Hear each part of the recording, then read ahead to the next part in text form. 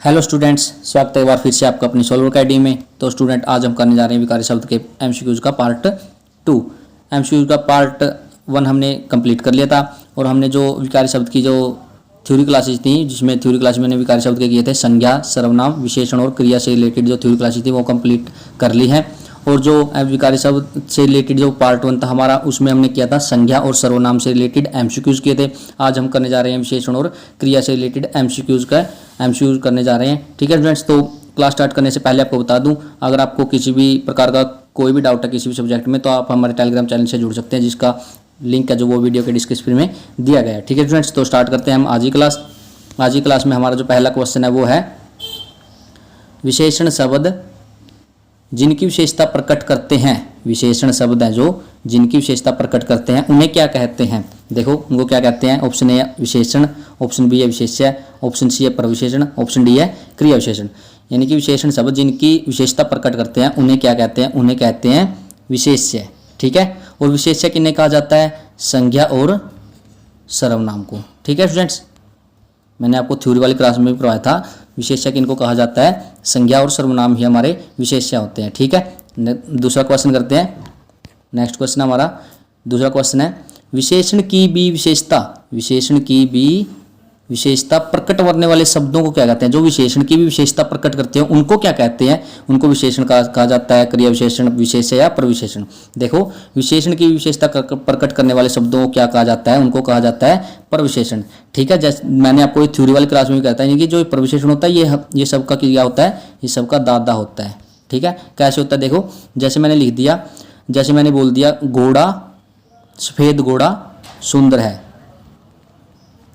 सफेद घोड़ा सुंदर है। ठीक है, इसमें सुंदर क्या है, सुंदर क्या है, ये विशेषण है। ठीक है, अगर मैंने लिख दिया सफेद घोड़ा बहुत सुंदर है, यानी कि इसके आगे बहुत लगा दिया, सफेद घोड़ा बहुत सुंदर है, यानी कि जो सुंदर था वो किसकी विशेषता बता रहा था, वो घोड़े की बता रहा था। अब ये सुंदर किसकी विशेषता बता रहा है, यानी कि बहुत, जो ये बहुत है ना, यानी कि सफेद घोड़ा बहुत सुंदर है, ये बहुत की विशेषता बता रहा है। सुंदर है जो बहुत की विशेषता बता रहा है, तो ये बहुत क्या हो गया, ये प्रविशेषण हो गया। ठीक है, यानी कि विशेषण की विशेषता प्रकट करने वाले शब्दों को क्या कहते हैं, प्रविशेषण कहते हैं। ठीक है स्टूडेंट्स, नेक्स्ट क्वेश्चन करते हैं। नेक्स्ट क्वेश्चन हमारा विशेषण के कितने भेद होते हैं, 4, 3, 5 या 6।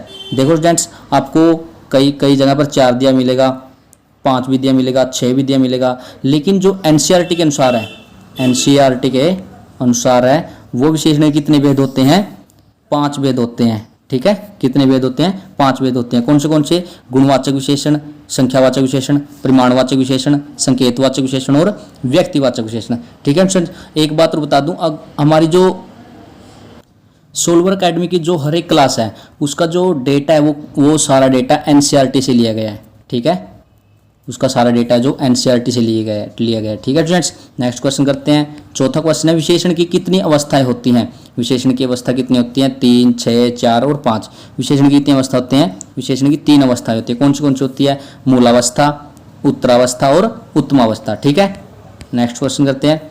अगला क्वेश्चन है, 5वां क्वेश्चन हमारा, निक्का मोनू से अधिक चतुर है, निक्का मोनू से अधिक चतुर है, वाक्य में विशेषण की अवस्था बताना है। कौन से, मूलावस्था है, मध्यावस्था है, उत्तरावस्था है या उत्तमावस्था है। मैंने आपको थ्योरी वाली क्लास में कराया था स्टूडेंट्स, यानी कि जिसकी तुलना की जाए, यानी कि जिन दो बंदों के बीच में तुलना की जाए तो उसमें कौन सी अवस्था आती है, उसमें आती है हमारी उत्तरावस्था।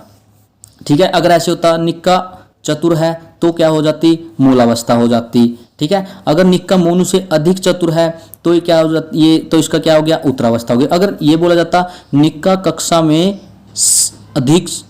में सबसे चतुर है या सबसे अधिक चतुर है तो क्या हो जाती है, यानी कि सबसे, तो वो किससे चतुर है, वो सबसे कक्षा में जो सबसे अधिक चतुर है तो क्या हो जाता, हमारा उत्तमा अवस्था हो गई। ठीक है, नेक्स्ट क्वेश्चन करते हैं। नेक्स्ट क्वेश्चन है संतोष यादव हिमालय की उच्चतम चोटी पर पहुंची। इसमें हमको अवस्था बतानी है, कौन सी है, उत्तरावस्था है, मूलावस्था है या उत्तमावस्था है, बी या सी दोनों है। इसमें देखो इसका राइट आंसर होगा उत्तमावस्था। जो संतोष यादव हिमालय की सबसे उच्चतम चोटी पर पहुंची है तो इसका राइट आंसर क्या हो जाएगा, उच्चतम चोटी पर पहुंची है तो क्या हो जाएगा, यानी कि तो इसका राइट आंसर हो जाएगा उत्तमावस्था हो जाएगा। ठीक है स्टूडेंट्स, नेक्स्ट क्वेश्चन करते हैं। नेक्स्ट क्वेश्चन है, वाक्य में विशेष्य आता है, वाक्य में विशेष्य आता है विशेषण से पूर्व, विशेषण के बाद, पूर्व या बाद, कभी भी, इनमें से कोई नहीं। देखो वाक्य में विशेष्य है जो पूर्व या बाद कभी भी आ सकता है, ठीक है, इसका राइट आंसर है पूर्व या बाद कभी भी आ सकता है। जैसे वह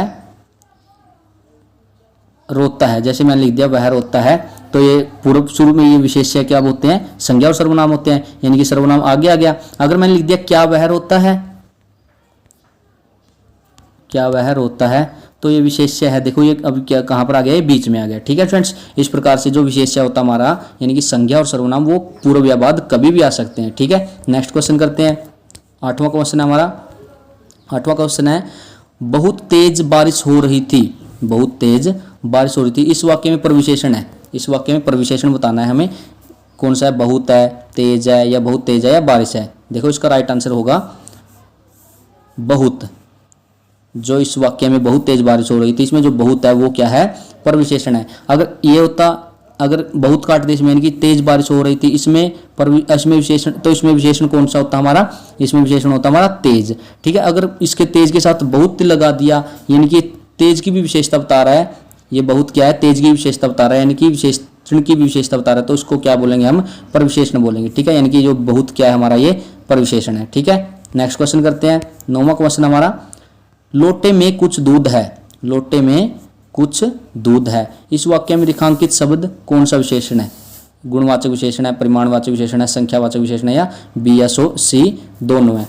देखो अगर क्वांटिटी की बात आ जाए, यानी कि क्वांटिटी मात्रा की बात आ जाए, तो हम कौन सा विशेषण होता है हमारा, वो परिमाणवाचक विशेषण होता है, ठीक है। यानी कि इसमें किसी भी नापतोल, किसी भी तरह की किसी भी वस्तु का, पदार्थ, वस्तु या पदार्थ का नापतोल की मात्रा का बोध कराना हो, तो उसका में कौन सा विशेषण होता है हमारा, वो परिमाणवाचक विशेषण होता है, ठीक है। नेक्स्ट क्वेश्चन करते हैं, नेक्स्ट क्वेश्चन है, क्रिया के मूल रूप को क्या कहते हैं, क्रिया के मूल रूप को क्या कहते हैं, कृदंत, धातु, क्रिया विशेषण या काल। देखो क्रिया के मूल रूप को क्या कहते हैं, धातु कहते हैं। हमने थ्योरी वाली क्लास में भी कराया था, क्रिया के मूल रूप को क्या कहा जाता है, धातु कहा जाता है, ठीक है। नेक्स्ट क्वेश्चन करते हैं, कर्म के आधार पर क्रिया के कितने भेद हैं, कर्म के आधार पर क्रिया के कितने भेद हैं, 8, 3, 4 या 2। कर्म के आधार पर देखो क्रिया के कितने भेद होते हैं, 2 भेद होते हैं। कौन से होते हैं, अकर्मक और सकर्मक, ठीक है स्टूडेंट्स। देखो अकर्मक क्या होता है, अकर्मक होता है यानी कि अ लगा हुआ इसके आगे, तो ये किसको रिप्रेजेंट कर रहे हैं, नेगेटिविटी को रिप्रेजेंट कर रहे हैं, यानी कि कर्म के बिना। अकर्मक क्या होता है, कर्म के बिना। और सकर्मक क्या होता है, कर्म के साथ, यानी कि जिन वाक्यों में कर्म होता है उसको क्या बोलते हैं, सकर्मक बोलते हैं, और जिन वाक्यों में कर्म नहीं होता उनको क्या बोलते हैं, अकर्मक बोलते हैं, ठीक है फ्रेंड्स। नेक्स्ट क्वेश्चन करते हैं, 12वां क्वेश्चन है हमारे पास। 12वां क्वेश्चन क्या कह रहा है, प्रयोग तथा संरचना के आधार पर क्रिया के कितने भेद हैं, 5 हैं, 3 हैं, 8 हैं या 4 हैं। प्रयोग तथा संरचना के आधार पर क्रिया के कितने भेद होते हैं स्टूडेंट्स, वो 8 होते हैं। आपको कई जगह पर अलग अलग भेद मिलेंगे इसके, लेकिन जो एनसीईआरटी के अनुसार है, एनसीईआरटी के अनुसार है, वो क्रिया के कितने भेद होते हैं प्रयोग तथा संरचना के आधार पर, वो 8 भेद होते हैं, ठीक है फ्रेंड्स। 13वां क्वेश्चन है, सकर्मक क्रियाओं में क्रिया का प्रभाव किस पर पड़ता है, सकर्मक क्रियाओं में क्रिया का प्रभाव किस पर पड़ता है। देखो कर्म पर, कर्ता पर, कर्ण पर या कारक पर। देखो इसका राइट आंसर हो जाएगा, जो सकर्मक क्रियाओं में यानी कि जिन क्रियाओं में कर्म होता है उनका प्रभाव किस पर पड़ता है, उनका प्रभाव पड़ता है कर्म पर। देखो कैसे पड़ता है, जैसे मैंने लिख दिया, मोहन पुस्तक पढ़ रहा है, यानी कि पढ़ना क्या हो गया, इसमें क्रिया हो गई। और पढ़ना क्या पढ़ रहा है, वो पुस्तक पढ़ रहा है, यानी कि किस पर प्रभाव पड़ रहा है, वो कर्म पर पड़ रहा है। यानी कि मोहन है, जो मोहन तो करता हो गया, मोहन क्या पढ़ रहा है, पुस्तक पढ़ रहा है, पुस्तक क्या हो गया, कर्म हो गया, और पढ़ना क्या हो गई, क्रिया हो गई। यानी कि पढ़ना क्रिया है, तो इसका प्रभाव किस पर पड़ रहा है, पुस्तक पढ़ रहा है, तो इसका प्रभाव किस पर पड़ रहा है, पुस्तक पर। यानी कि किस पर पड़ रहा है, तो कर्म, पुस्तक क्या हो गया हमारी, कर्म हो गया। तो सकर्मक क्रियाओं में किस पर क्रिया का प्रभाव किस पर पड़ता है, कर्म पर पड़ता है, ठीक है फ्रेंड्स। नेक्स्ट क्वेश्चन करते हैं। नेक्स्ट क्वेश्चन है, अकर्मक क्रियाओं में क्रिया का प्रभाव किस पर पड़ता है। अकर्मक क्रियाओं यानी कि जिनमें कर्म नहीं होता उनमें क्रिया का प्रभाव किस पर पड़ता है, कर्ण पर पड़ता है, कर्ता पर, कर्म पर या कारक पर। देखो जैसे मैंने लिख दिया, पहले तो अकर्मक क्रिया का एक उदाहरण ले लें। जैसे मैंने लिख दिया, बच्चा रोता है, बच्चा रोता है, तो रोना क्या हो गया, इसमें क्रिया हो गई। कौन रोता है, बच्चा रोता है, यानी कि किस पर प्रभाव पड़ रहा है, बच्चा क्या है, करता है। तो इस प्रकार से हमारा जो अकर्मक क्रियाओं में क्रिया का प्रभाव किस पर पड़ता है, सीधा वो कर्ता पर पड़ता है। तो हमारा राइट आंसर क्या हो जाएगा, कर्ता हो जाएगा। ठीक है स्टूडेंट्स, इस प्रकार से हम अगला क्वेश्चन करते हैं। नेक्स्ट क्वेश्चन है 15वां क्वेश्चन है, जो क्रिया वाक्य में मुख्य कार्य है, जो क्रिया वाक्य में मुख्य कार्य कर रही हो तो वह क्रिया क्या कहलाती है, संयुक्त क्रिया कहलाती है, रंजक, मुख्य या सकर्मक कहलाती है। जो देखो जो वाक्य क्रिया में मुख्य कार्य कर रही हो वो क्या कहलाती है, तो वो मुख्य क्रिया ही कहलाएगी। यानी कि जो क्रिया वाक्य में मुख्य कार्य कर रही है तो वो क्या कहलाएगी, मुख्य क्रिया ही कहलाएगी। ठीक है फ्रेंड्स, नेक्स्ट क्वेश्चन करते हैं। 16वां क्वेश्चन है, दो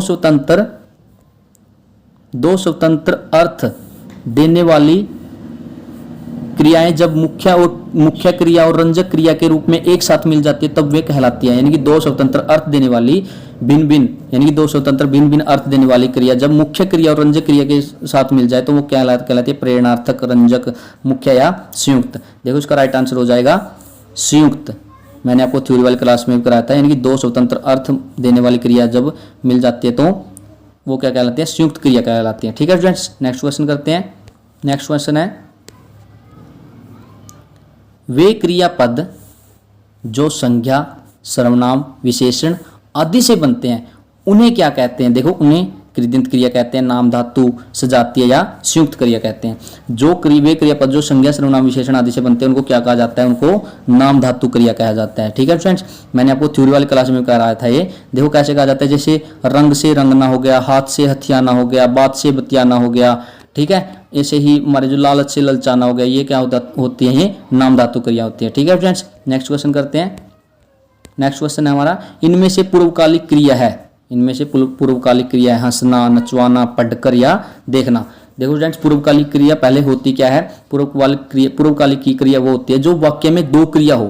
पहले वाक्य में कितनी क्रिया हो, किसी भी वाक्य में दो क्रिया हो और एक क्रिया पहले संपन्न हो, दूसरी क्रिया से एक क्रिया है जो दूसरी क्रिया से पहले संपन्न यानी पूर्ण हो जाए तो उसको पहले पूर्ण होने वाली क्रिया को क्या कहा जाता है, उसको पूर्वकालिक क्रिया कहा जाता है। देखो इसमें जैसे इसका जो राइट आंसर होगा, इसका राइट आंसर होगा पढ़कर, यानी कि पढ़कर इसका राइट आंसर हो जाए। कैसे हो जाए, देखो मैंने लिख दिया मोहन पढ़कर सो गया। यानी कि इसमें कितनी क्रिया है, दो क्रिया, यानी कि पढ़कर, पढ़ना और सोना क्या है, इसमें दो क्रिया है। इसमें पहले पूर्ण होने वाली क्रिया कौन सी है, पढ़कर है। कैसे है, देखो पहले मोहन पढ़ा और फिर वो सो गया, यानी कि मोहन पढ़कर सोया। यानी कि ये क्रिया पढ़कर पहले वो पढ़ा है तो ये क्रिया पहले पूर्ण हुई है तो पढ़कर क्या हो जाएगा, हमारा पूर्वकालिक क्रिया हो जाएगा। ठीक है स्टूडेंट्स, नेक्स्ट क्वेश्चन करते हैं। नेक्स्ट क्वेश्चन है, मोहन स्कूल जाने लगा, जिसमें जाने लगा कौन सी क्रिया है, यानी कि मोहन स्कूल जाने लगा, इसमें जाने लगा कौन सी क्रिया है, संयुक्त क्रिया, नाम धातु क्रिया, सजातीय क्रिया या मुख्य क्रिया। देखो इसका राइट आंसर हो जाएगा संयुक्त क्रिया। इसका राइट आंसर क्या हो जाएगा, संयुक्त क्रिया। ठीक है, नेक्स्ट क्वेश्चन करते हैं। वे क्रियापद जो क्रिया शब्दों के प्रत्यय मीन्स जो वाक्य शब्दों के पीछे लगते हैं उन्हें क्या बोलते हैं, प्रत्यय बोलते हैं। वे क्रियापद जो क्रिया शब्दों के प्रत्यय लगाने पर बनते हैं उन्हें क्या कहते हैं, नाम धातु क्रिया, सहायक क्रिया, संयुक्त क्रिया या कृदंत क्रिया। इसका देखो राइट आंसर हो जाएगा, इसका राइट आंसर होगा ऑप्शन डी। वे क्रियापद जो क्रिया शब्दों के प्रत्यय लगाने पर उनको क्या बोला जाता है, उनको कृदंत क्रिया बोला जाता है। जैसे देखो पढ़ से क्या हो गया, पढ़ से पढ़ना हो गया, इसके पीछे ना प्रत्यय लग गया, पढ़ना हो गया, पढ़कर हो गया।